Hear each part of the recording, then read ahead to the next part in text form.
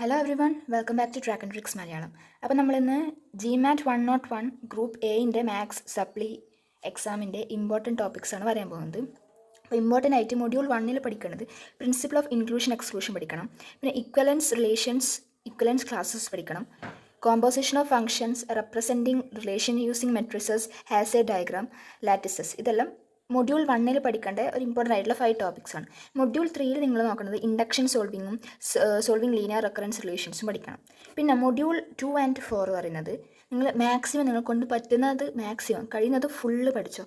Module 2ഉം 4ഉം maximum full പഠിക്കാൻ പറ്റുമെങ്കിൽ ആ 2 മൊഡ്യൂളും കംപ്ലീറ്റ് പഠിക്കുക. കംപ്ലീറ്റ് പഠിച്ചിട്ട് ഈ പറഞ്ഞ മൊഡ്യൂൾ 1ലെയും 3ലെയും ടോപ്പിക്സ് പഠിച്ചാൽ എന്തായാലും പാസ്സാകാൻ പറ്റും.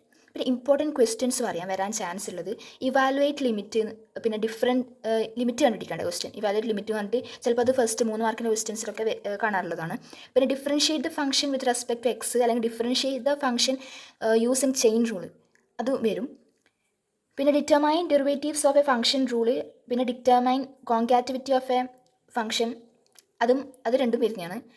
പിന്നെ find the equation of a tangent ലൈൻ്റെ ഇക്വേഷൻ, പിന്നെ പോയിന്റ് ഓഫ് ഇൻഫ്ലക്ഷൻ. ഈ 5 ടോപ്പിക്കും evaluate limit, differentiate the function with respect to എക്സും ചെയിൻ റൂളും, പിന്നെ ഡിറ്റർമൈൻ ഡെറിവേറ്റീവ്, കോൺകാവിറ്റി, പിന്നെ find the equation of tangent ലൈൻ്റെ പോയിന്റ് ഓഫ് ഇൻഫ്ലക്ഷൻ. ഇത് മൂന്നും ഈ 5 ക്വസ്റ്റ്യൻസും 3 മാർക്കിന് കണ്ടിട്ടുള്ളതാണ്. അത് മോഡൽ ക്വസ്റ്റ്യൻ പേപ്പർ ഞാൻ ചെക്ക് ചെയ്തപ്പോൾ അതിൽ വന്നിട്ടുള്ള ക്വസ്റ്റ്യൻസ് ആണ് ഇതൊക്കെ.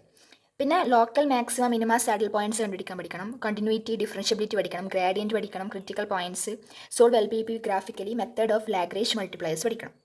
ഓക്കെ, ഇതൊക്കെയാണ് പഠിക്കേണ്ട ക്വസ്റ്റ്യൻസ്. ഈ ക്വസ്റ്റ്യൻസും കണ്ടിട്ടുണ്ട് മോഡൽ ക്വസ്റ്റ്യൻ പേപ്പറിൽ. ഇത് കൂടാതെ നിങ്ങൾക്ക് എബവ് പാസ് മാർക്കിന് കിട്ടണമെങ്കിൽ മോഡൽ ക്വസ്റ്റ്യൻസ് നോക്കുക.